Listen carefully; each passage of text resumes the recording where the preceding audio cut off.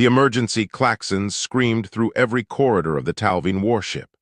Admiral Drenth pressed his palm against the command interface, silencing the alarms with a gesture that had become muscle memory over 40 years of service. Around him, dozens of junior officers worked at their stations, their scaled fingers dancing across holographic displays that floated in the recycled air. "Archive query complete, Admiral," announced Scanner Chief Belris, her voice carrying that peculiar flatness that all Talvine developed when delivering routine reports. "System J447 preliminary scan shows electromagnetic radiation consistent with early industrial civilization. Estimated development level, 3.2 on the Karvesh scale." Drenth allowed himself a small smile. Level 3 civilizations were always the easiest. They had just enough technology to be interesting, but nowhere near enough to pose a real threat. The Infinite Archive held records of 6,214 successful integrations of Level 3 species. Not a single one had required more than a standard pacification fleet. "Begin species identification protocol," Drenth ordered. "I want full archive cross-reference before we enter orbital space." The scanner chief's hands moved across her interface, pulling up search parameters that had been refined over 12,000 years of galactic expansion. The Infinite Archive was the pride of the Talvine Empire, a living database that cataloged every known species, their biological markers, their cultural patterns, their military capabilities, and most importantly, the optimal strategies for bringing them into the Empire's protective embrace. "Running spectral analysis of atmospheric composition," Belris reported. "Cross-referencing with known oxygen-breathing species. Scanning radio transmissions for linguistic patterns. Analyzing visual spectrum preferences based on stellar radiation." Drenth watched the main display as his fleet moved deeper into the system. 12 cruisers, 48 frigates, and the mobile command Fortress Archive Prime. More than enough firepower to pacify 100 primitive worlds, let alone one. "Admiral," Belris said, and something in her tone made every officer in the command center look up. "The archive is returning an error." "What kind of error?" "No matching species data found." Drenth felt a flicker of irritation. "Run the search again." "Check for database corruption." "Already done, sir. I've run it 4 times. The archive shows no record of any species matching the biological and technological markers we're detecting." "That's impossible." Drenth moved to stand behind Belris's station, watching as she cycled through search after search. Each one came back with the same result: error, no matching species data. "The archive has cataloged every intelligent species in the explored galaxy. If they're broadcasting radio signals, they should be in our records." "Perhaps they're a recent development," suggested Tactical Officer Rennick from his station near the viewport. "A species that achieved intelligence after our last survey passed through this sector." "That was 40,000 years ago," Drenth said. "The probability of a species developing radio technology in that time frame is astronomically low." "But not impossible, sir." Drenth studied the tactical display. The third planet from the star showed the highest concentration of electromagnetic activity. Cities sprawled across the continents, visible even from this distance as webs of light against the darkness. Hundreds of satellites orbited the world in chaotic patterns that suggested multiple independent nations rather than a unified planetary government. "What about their military capabilities?" Drenth asked. Belris manipulated her interface, zooming in on the orbital space around the third planet. "Detecting approximately 300 spacecraft in various orbits. Most appear to be satellites, 12 larger vessels that might be stations or early orbital habitats. And," she paused, "Admiral, there are ships moving to intercept us." The tactical display updated, showing a scattered fleet of vessels accelerating out from the third planet. Drenth counted them quickly. 47 ships, ranging in size from small patrol craft to several larger vessels that might qualify as cruisers by the most generous definition. "Their fleet composition makes no sense," Rennick observed. No two ships appear to be of the same design. Look at this one, it's clearly a cargo vessel with weapons mounted externally. And this one appears to be built from modular sections that don't even match. Primitive, Drenth said dismissively. They've probably cobbled together whatever they could build with their limited technology. Belris, can you at least identify their tactical doctrine from the archive? Another search, another error message. No matching tactical patterns, sir. Their formation doesn't correspond to any known military doctrine in the archive. Drenth felt the first stirring of genuine unease. In 40 years of service, he had never encountered a situation where the archive failed to provide guidance. The database was supposed to be comprehensive, updated constantly, verified and re-verified by the Empire's best analysts. Open a communication channel, Drenth ordered. Standard first contact protocol, let's see what these people have to say for themselves. The communication officer worked her controls, broadcasting on all standard frequencies. Channel open, Admiral. Drenth composed his thoughts, preparing to deliver the speech he had given dozens of times before. The same speech that had convinced countless civilizations to accept the Empire's protection and guidance. But before he could speak, one of the approaching human ships fired. It wasn't a sophisticated weapon.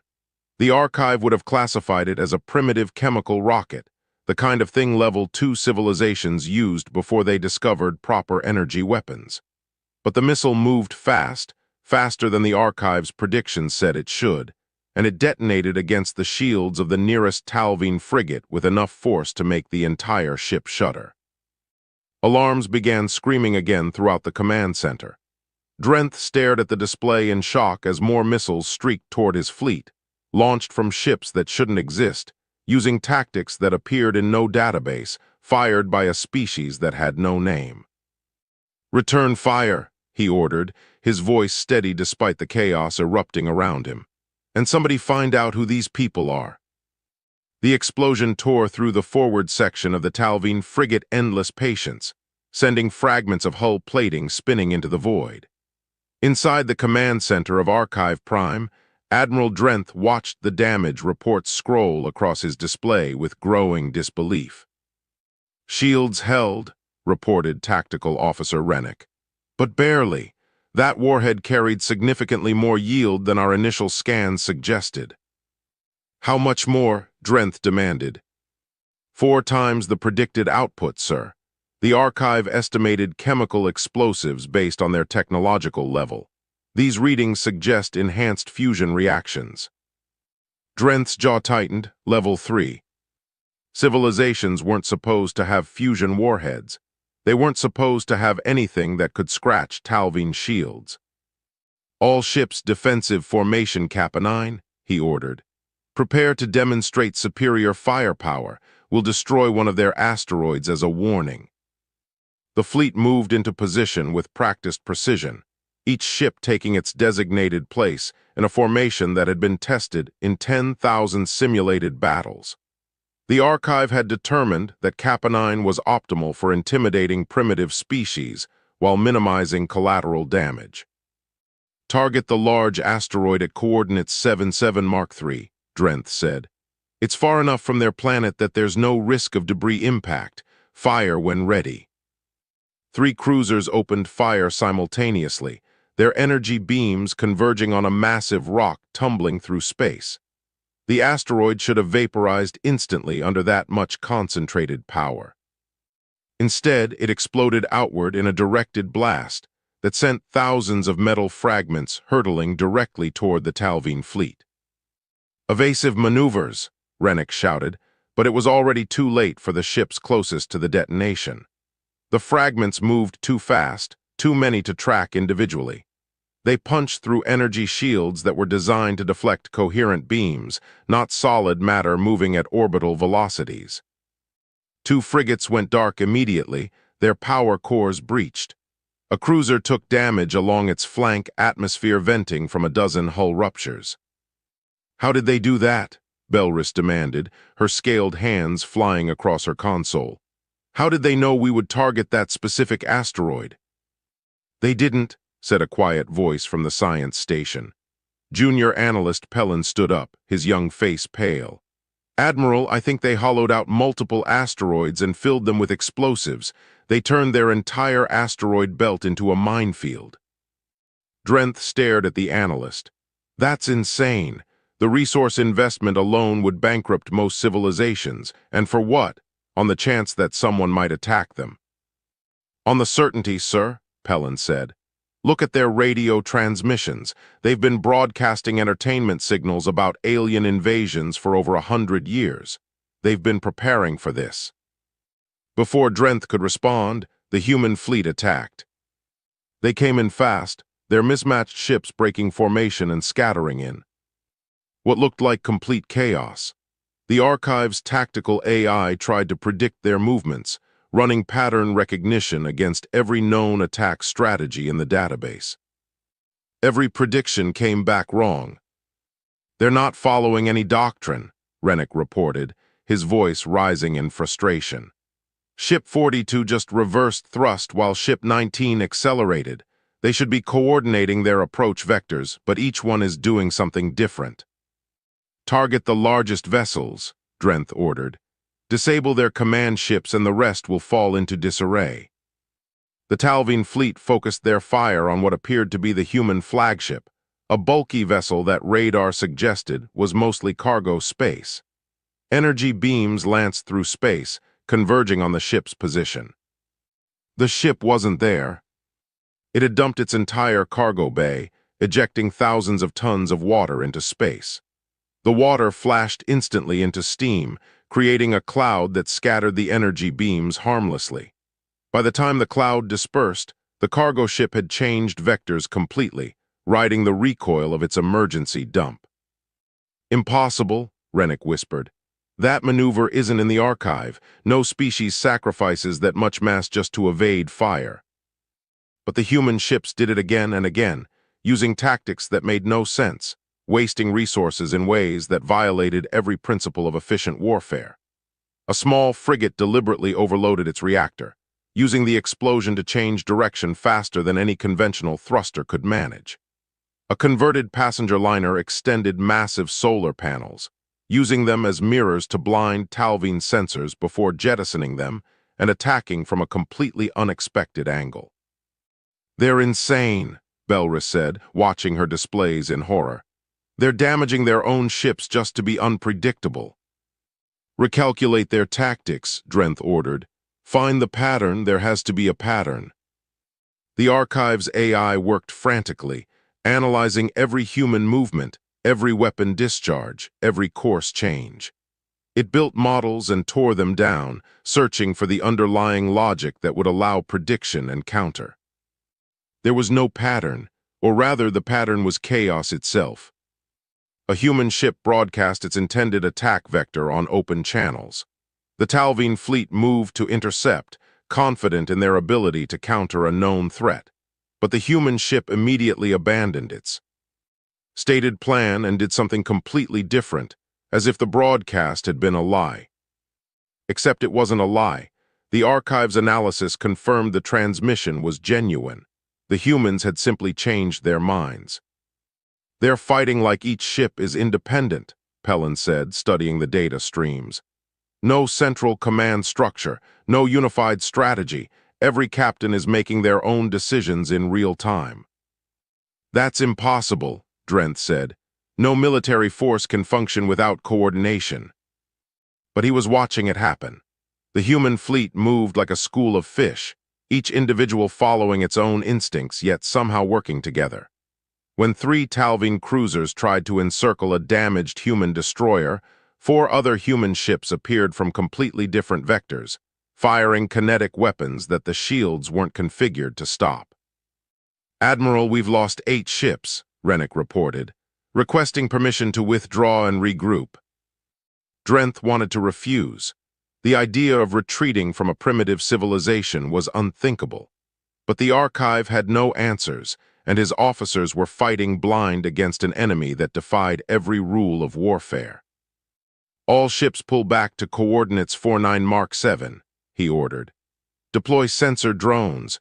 I want complete scans of every human vessel, every transmission, every movement. We're going to build an archive entry for these people if it takes us a month." The fleet began its withdrawal, energy shields flickering as they absorbed a parting volley of human missiles. Drenth stood at his command station, watching the chaotic human ships celebrate their victory with uncoordinated bursts of radio chatter. Somewhere in that mess was a pattern. There had to be. The archive had never failed before, it just needed more data. Junior analyst Pellin had not slept in 36 hours. His scaled fingers trembled slightly as he compiled the analysis that Admiral Drenth had demanded, watching streams of data flow across multiple displays in the research section of Archive Prime. "This doesn't make sense," he muttered to himself for the 100th time. Around him, a dozen other analysts worked in similar states of exhaustion, trying to build a comprehensive profile of the species that had already cost the Talvine Empire 14 ships and 300 lives. "Pellin, report to the command center," his supervisor ordered through the intercom. "The Admiral wants your preliminary findings." Pellin gathered his data tablets and made his way through the pristine corridors of the mobile fortress. Everything about Talvine design reflected their philosophy: clean lines, efficient layouts, predictable patterns. The Archive Prime was a masterpiece of logical construction, where every system had redundant backups and every corridor led exactly where it should. He found Drenth standing before the main tactical display, studying the positions of both fleets. The human ships had retreated to the inner system, clustering around their home planet in defensive formations that shifted every few hours. "What have you learned?" Drenth asked without preamble. Pellin activated his primary tablet, projecting a holographic summary into the air between them. "Admiral, I've analyzed every piece of data we collected during the engagement. The results are contradictory." "Explain." "The humans appear to have no unified government. Our signals intelligence has identified at least 47 distinct political entities on their planet, each with independent military forces. Some of these entities are actively hostile to each other, yet they're cooperating against us." Drenth frowned. The archive shows that divided species typically fail to mount effective resistance. Internal conflicts should make them vulnerable. "Yes, sir, but these humans seem to treat external threats as more important than internal disputes. They've somehow coordinated a joint defense force from dozens of different military traditions." "What about their technology level?" Pellin scrolled through his data. "That's where it gets stranger. Some of their weapons are crude, barely more advanced than chemical rockets, but others show sophisticated engineering. They don't develop evenly. One of their nations has fusion reactors while another still burns fossil fuels for energy." "How is that possible? Advanced civilizations share technology." "Not these people, sir. They seem to develop independently, then occasionally share discoveries, but without any central coordination. It's incredibly inefficient." Drenth studied the data, his expression darkening. "What about their military doctrine? You must have found some pattern by now." Pellin hesitated. This was the part that would sound impossible. "Admiral, I've cross-referenced their tactics against every entry in the archive, over 6 million. Combat engagements spanning 12,000 years of galactic history. And there's no match, not even a partial one. The closest I can find is a species called the Vreth, who used decentralized command structures, but even they followed consistent tactical principles. The humans don't. Every engagement shows them using completely different approaches." "That's not tactics," Drenth said. "That's chaos." "Yes, sir, but it's effective chaos. Our combat AI can't predict their movements because there's nothing to predict. Each human commander seems to make independent decisions based on immediate circumstances rather than following pre-planned strategies." Belris spoke up from her station. "Admiral, we're detecting increased activity around the human planet, multiple ships launching from the surface." The tactical display updated, showing dozens of new contacts rising from Earth's atmosphere. But unlike proper military vessels, these ships came in wildly different sizes and configurations. "Those aren't warships," Rennick said, zooming in on the sensor data. "Half of them are civilian transports, colony ships, or haulers. One appears to be a luxury passenger liner." "They're mobilizing their entire spacefaring fleet," Pellin realized. "Military and civilian both." Drenth watched the new ships join the defensive formation around Earth. "How many vessels do they have now?" 137, sir. But remember, most of those are not designed for combat." "Then why bring them to a battle?" Nobody had an answer. The archive contained no examples of civilizations using civilian ships in military engagements. It was wasteful, dangerous, and violated every principle of logical warfare.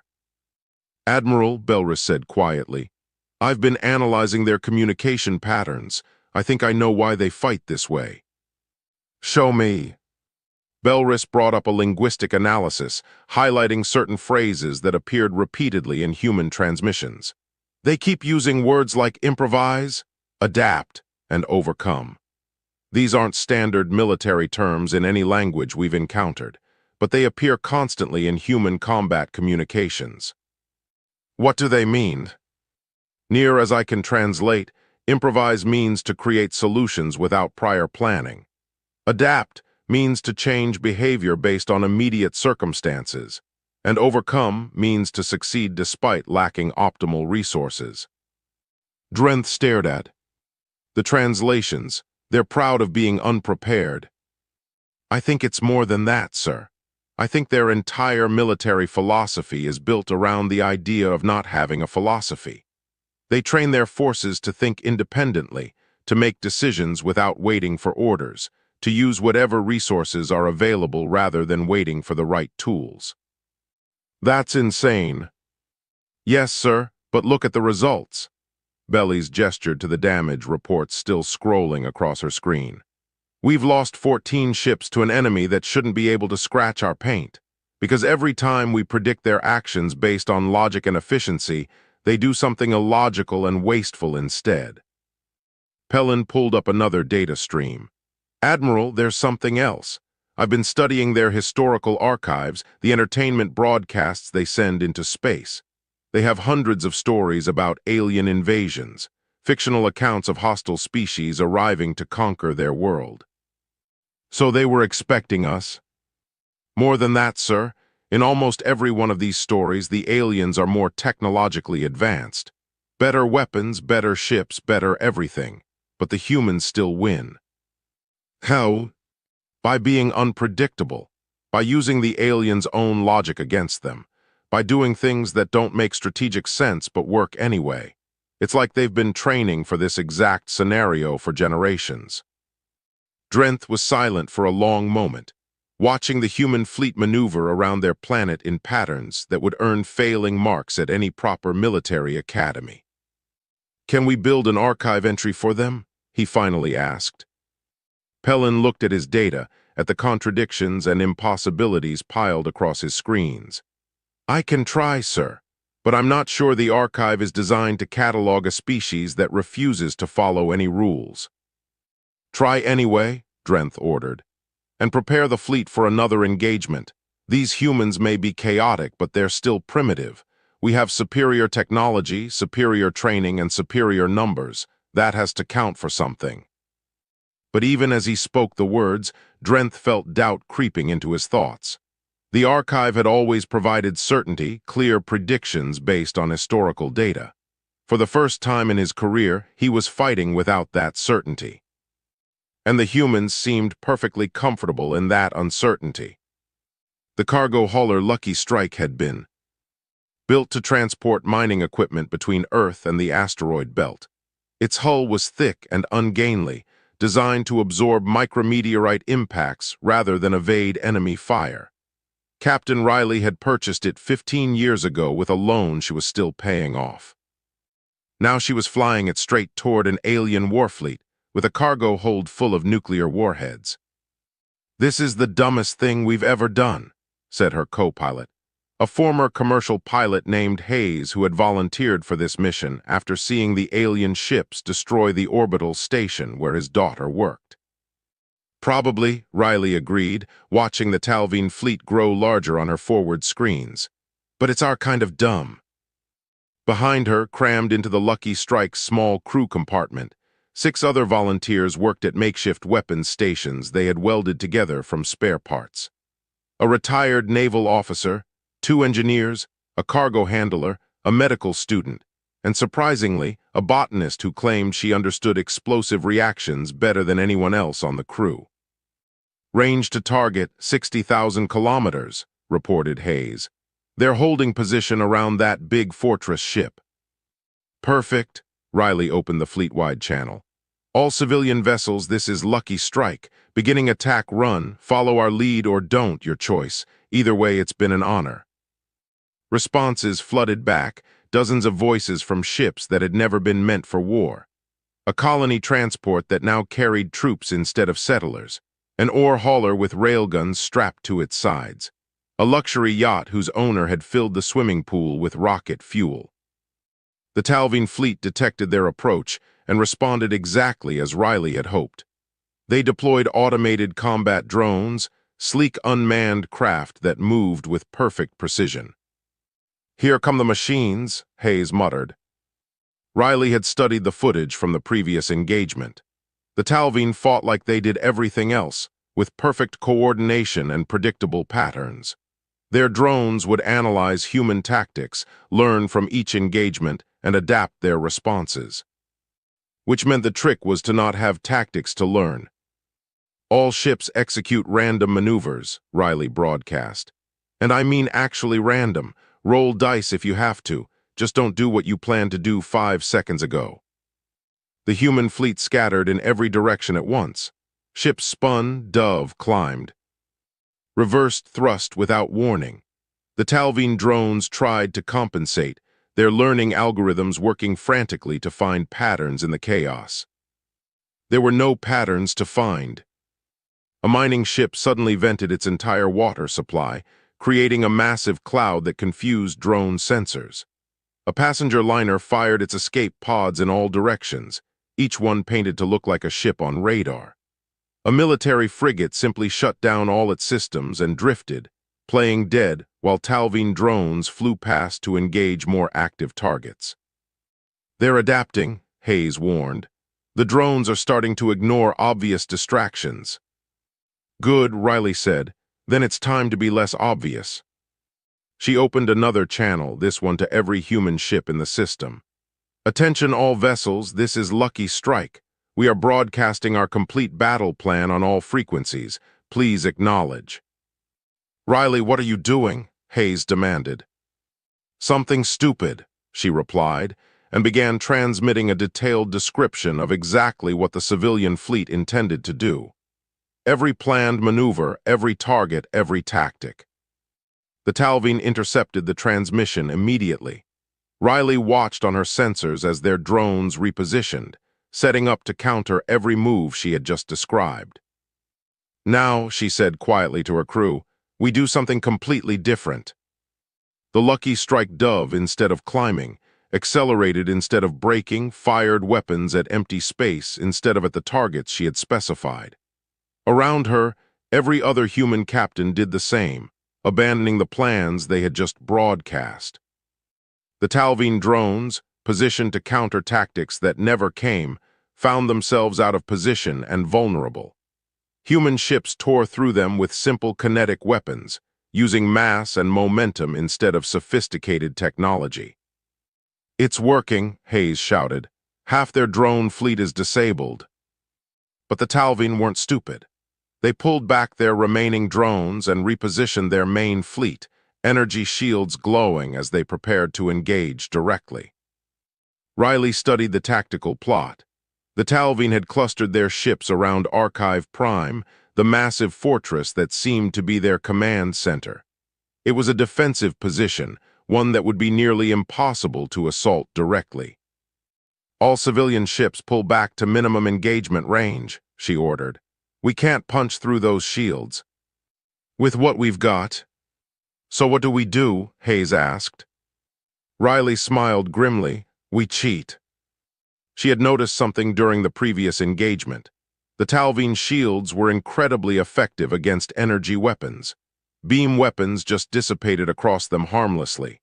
But kinetic impacts, solid matter hitting at high velocity, those got through.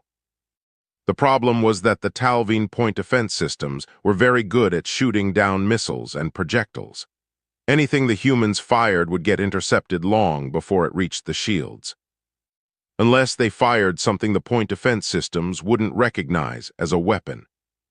Hayes set a course for those ice asteroids at the edge of the belt, and send a message to every mining ship in the fleet. Tell them we need drilling equipment, cutting lasers, and about 3,000 tons of ice. Ice, Hayes stared at her. What are we going to do with ice? We're going to give them the coldest reception in galactic history. 6 hours later, the Talvine watched in confusion as human ships began moving massive chunks of ice from the outer system toward the inner planets. The blocks tumbled slowly through space, propelled by nothing more sophisticated than simple chemical rockets. They're moving ice, Tactical Officer Rennick reported to Admiral Drenth. I don't understand what they're attempting. Neither do I, Drenth admitted, but prepare to destroy those asteroids if they get too close. The ice blocks drifted closer. Talvine targeting systems locked on, waiting for them to enter weapons range. Then the ice exploded. Not all at once, but in carefully shaped charges that had been drilled into the interior of each block. The explosions didn't destroy the ice. They shattered it into thousands of fragments, each one propelled by the blast directly toward the Talvine fleet. Incoming projectiles, Rennick shouted. Multiple contacts, too many to track individually. Point defense systems opened fire, vaporizing fragments by the hundreds.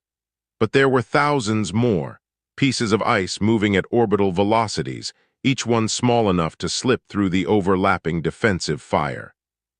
The fragments hit like frozen bullets, too fast for the energy shields to fully deflect. They didn't penetrate hulls, didn't cause critical damage, but they covered every Talvine ship in a layer of ice crystals that fouled sensors and obscured targeting systems. We're blind, Belris reported. Thermal sensors are reading false returns from the ice sublimation. Optical systems are obscured. Radar is scattering off 10,000 separate contacts. Riley watched from the lucky strike as the Talvine fleet floundered, blinded by something as simple as frozen water. All military vessels prepare to engage, hit them while they can't see us coming. The real attack began then, human warships accelerating through the cloud of ice and debris, while the Talvine sensors struggled to distinguish between harmless fragments and actual threats.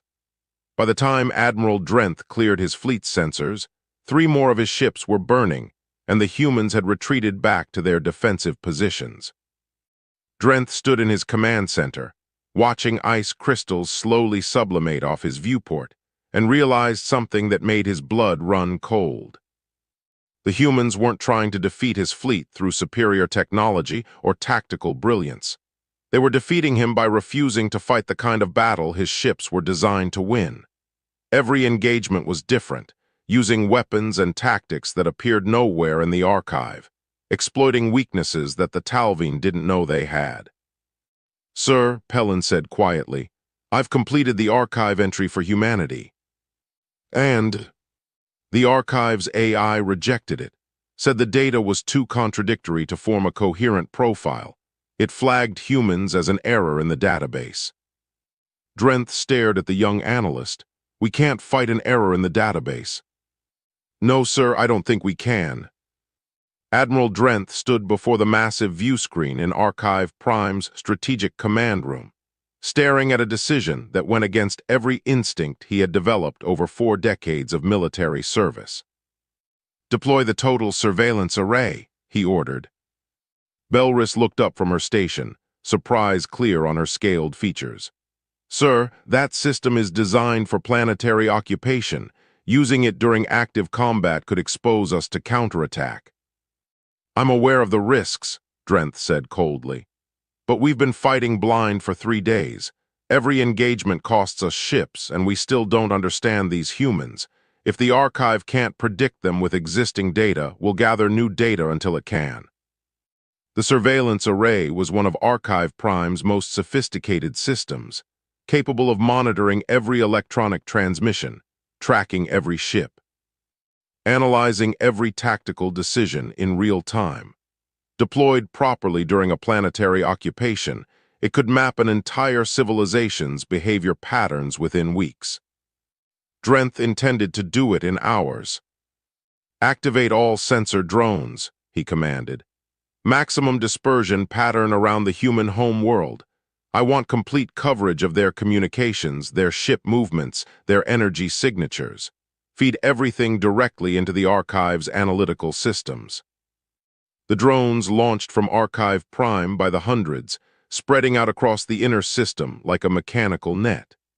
Each one bristled with sensors designed to capture and categorize every aspect of the enemy's behavior. "Array deployment complete," Rennick reported. "We're receiving data streams from all drones. The Archive AI is beginning analysis now." Pellin watched the data flow across his screens, information pouring in faster than any organic mind could process. Ship trajectories, radio transmissions, energy signatures, heat blooms from engines, light reflecting off hull plating. Everything that could be measured was being measured. "This is incredible," he whispered. "We're seeing their entire civilization in real time." "Can the Archive make sense of it?" Drenth demanded. "It's trying, sir. Building behavioral models looking for patterns, cross-referencing against known species. Give it time." Time was something Drenth was running out of. He had already lost 23 ships, nearly a third of his fleet. The High Command was sending increasingly urgent messages demanding explanations for why a single primitive world was causing such difficulties. Explanations that Drenth couldn't provide because the enemy made no sense. But now, watching the surveillance data accumulate, he felt hope for the first time since entering this system. The Archive had never failed before. It just needed enough information. The hours crawled past. The Archive AI worked tirelessly, processing terabytes of data every second, building models of human behavior and testing them against observed actions. Slowly, hesitantly, an entry began to form. Species designation, human. Origin, third planet system J447. Biological classification, oxygen-breathing mammalian. Technology level, 3.7 with irregular advancement across multiple disciplines. "It's working," Pellin said excitedly. "The Archive is cataloging them." Drenth leaned forward. "What?" "About tactical predictions." Pellin scrolled through the emerging profile. "Humans show high aggression toward external threats, but also high cooperation within tribal groups. They value individual initiative, but also collective defense. They demonstrate both risk-averse and risk-seeking behavior depending on context. They prefer symmetrical warfare, but readily adopt asymmetrical tactics when outmatched. They show strong emotional responses to losses, but also rapid adaptation to changing circumstances. They get to the tactical predictions," Drenth interrupted. "Sir, there are contradictions in the data. The Archive is flagging multiple inconsistencies." "Ignore the inconsistencies. What does it predict for their next move?" Pellin brought up the tactical analysis. The Archive AI had examined every human ship movement, every weapon deployment, every communication. It had built a comprehensive model of human military behavior and generated predictions for the next engagement. Based on current data, the Archive predicts humans will attempt to defend their home world using massed formations of their heaviest ships, Pellin read. Probability 73%. Secondary prediction, humans will attempt hit-and-run attacks using light, fast vessels. Probability 61%. Tertiary prediction, humans will. "Those predictions contradict each other," Rennick observed. "Yes, sir. The Archive is having difficulty resolving the conflicting behavioral patterns into a single coherent strategy." Drenth studied the predictions, frustration building. Use the highest probability prediction. If humans favor defensive formations with heavy ships, we'll prepare for that. Order the fleet to advance. We'll break their formation with concentrated fire on their largest vessels. The Talvine fleet moved forward in perfect coordination. Energy weapons charged and targeting systems locked on the human cruisers that satellite data showed, defending Earth's orbital space. The cruisers weren't there. "Where are they?" Rennick demanded, staring at his tactical display. "The surveillance drones showed them in defensive positions around the planet. They should be here." "Scanning," Belris said, her hands moving frantically across her interface. "Sir, I'm picking up those cruiser signatures, but they're not where the drones reported them. They're on the opposite side of the planet, accelerating away from us." "They're running," Drenth couldn't hide his surprise. "The archive predicted defensive formations." "They were in defensive formations, sir," Pellin said, studying the data. 2 hours ago, then they changed positions." 2 hours? Our surveillance should have caught that." "It did, sir, but the archive AI was still processing the previous data set. By the time it updated the model, the humans had already moved." Drenth felt a cold realization settling into his chest. The surveillance array was perfect for studying civilizations over weeks or months. But in the rapid pace of combat, where situations changed by the minute, the delay between observation and analysis was a fatal weakness. "Update positions," he ordered. "Find out where they are now." "Working on it, sir, but—" "Admiral, the human ships aren't where our updated scans say they should be either. They keep moving. Every time we fix their position, they've already changed course." "They know we're watching them," Rennick said suddenly. "Look at this. The drones reported a concentration of human ships near the lunar orbit. But when we moved to intercept, those ships weren't military vessels. They were cargo haulers with sensor reflectors attached." Pellin pulled up the communication intercepts. "Sir, the humans are discussing our surveillance drones on open channels. They know about the array, and they're making jokes about it." "Jokes?" Drenth said incredulously. "Yes, sir. Apparently they think it's funny that we need this much technology just to figure out what they're doing. One of them suggested we could just ask nicely." Alarms began screaming across the command center. The tactical display lit up with new contacts, dozens of human ships appearing from behind the lunar mass where they had been hiding in the sensor shadow. "Incoming missiles," Rennick shouted. "Multiple launches, they're targeting the surveillance drones." The humans had done something brilliantly simple. While the Talvine fleet focused on analyzing the ships near Earth, they had hidden their real attack force behind the moon, where the surveillance drones couldn't see them. Now those ships emerged, firing missiles at the very sensors that were supposed to predict their movements.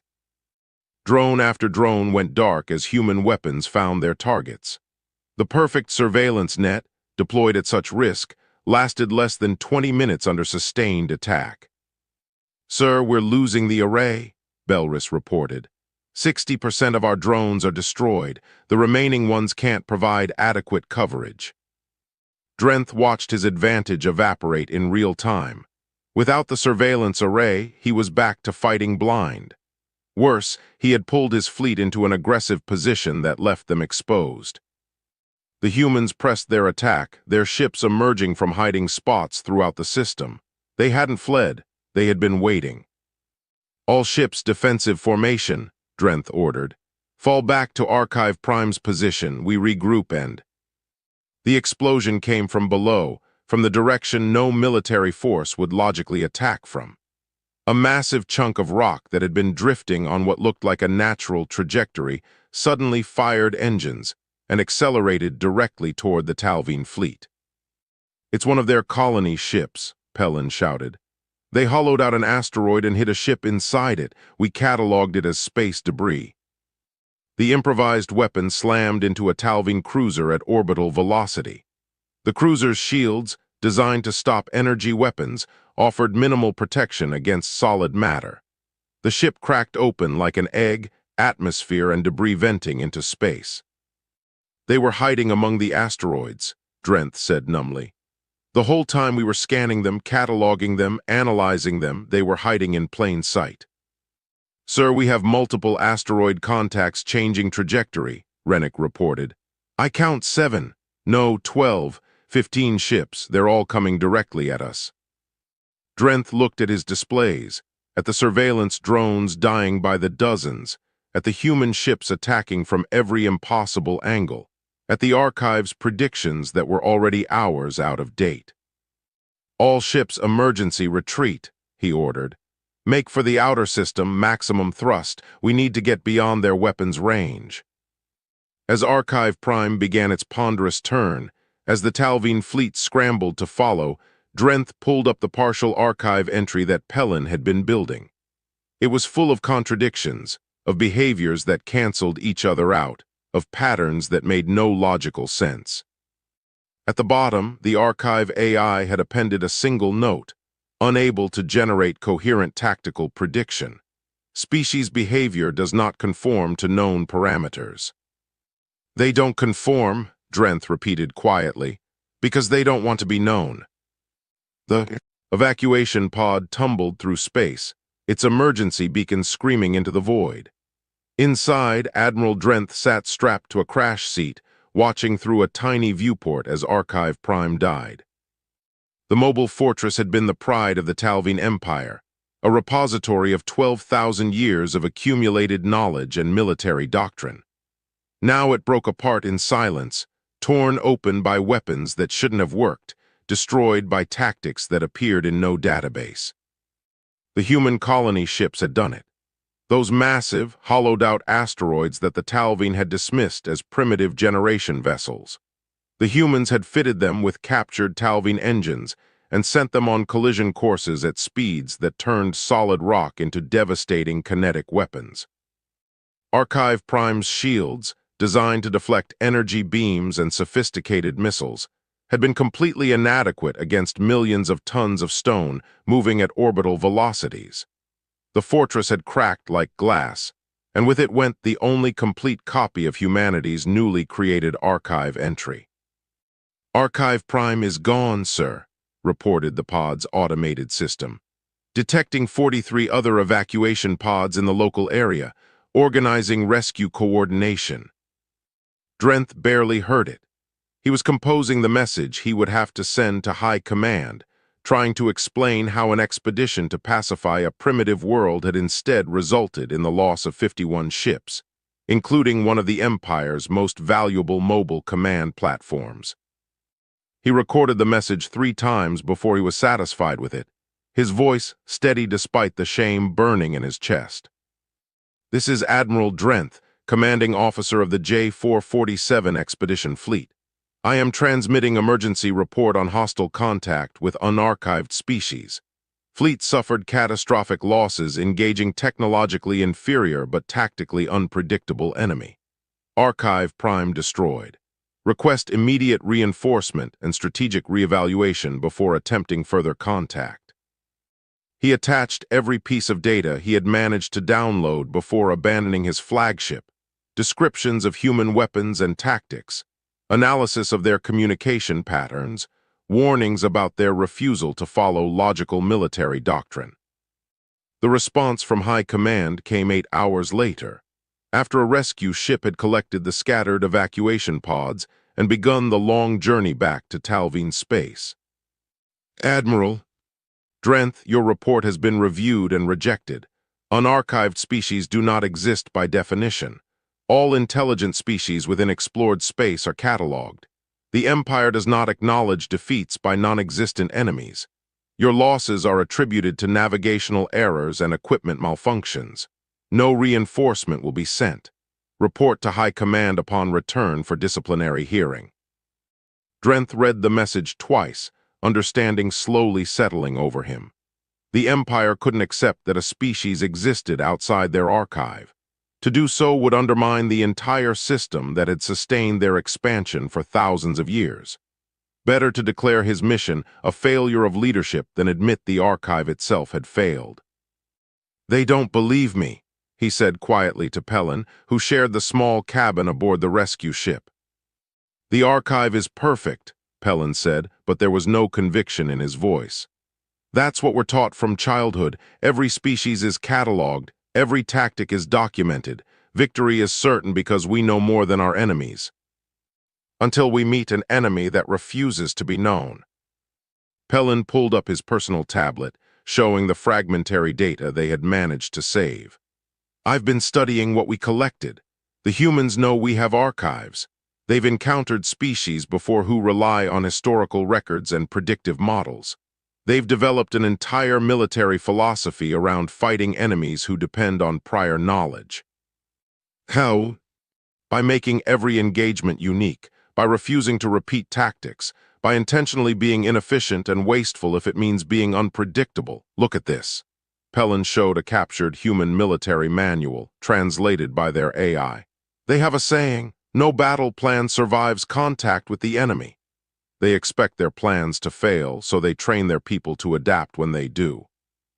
We train our people to follow the plan because the archive guarantees the plan will work, Drenth said. Yes, sir, but the archive can only guarantee success against enemies it understands. Against enemies who follow rules. The humans don't follow rules. They make up new ones every time they fight. Drenth looked out the viewport at the distant stars. Somewhere back there, the human civilization continued, probably already studying captured Talvine technology, learning and adapting as they always did. What happens when High Command sends another expedition, he asked, when they refuse to believe my warnings and dispatch a new fleet to that system? Pellin was quiet for a moment.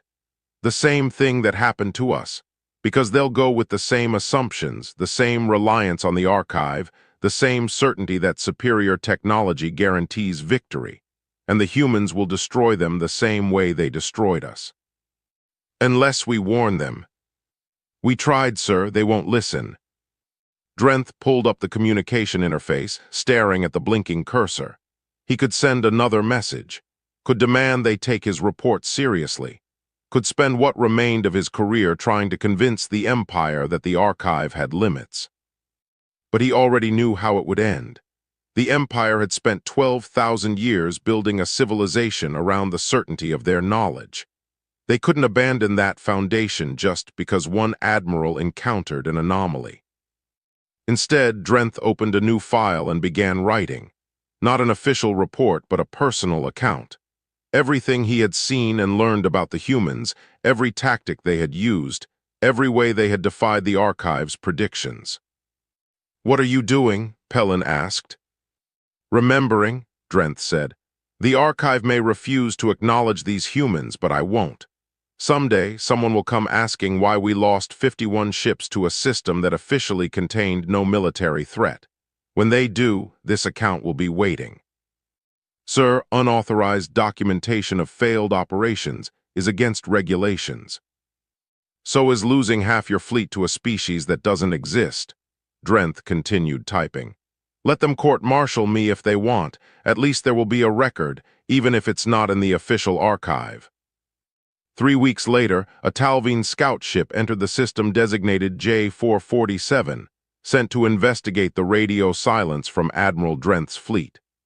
The scout's sensors swept the inner system, searching for wreckage, survivors, any sign of what had happened. The system appeared empty. No debris field, no damaged ships, no evidence of any battle. The humans had spent weeks cleaning up, melting down wreckage, disposing of damaged vessels, erasing every trace of the engagement. They had even moved the asteroids they had hollowed out, replacing them with similar-looking rocks so the asteroid belt appeared undisturbed. Scanning third planet, reported the scout ship's navigator. Detecting. Radio transmissions consistent with pre-contact civilization. No sign of advanced military capabilities. No space-based defenses detected. The scout captain reviewed the data, comparing it to the initial survey that had been conducted before Admiral Drenth's arrival. Everything matched. A primitive civilization, barely beginning to explore their own solar system, no threat to anyone. No sign of Admiral Drenth's fleet, the captain said. Did we confirm these coordinates?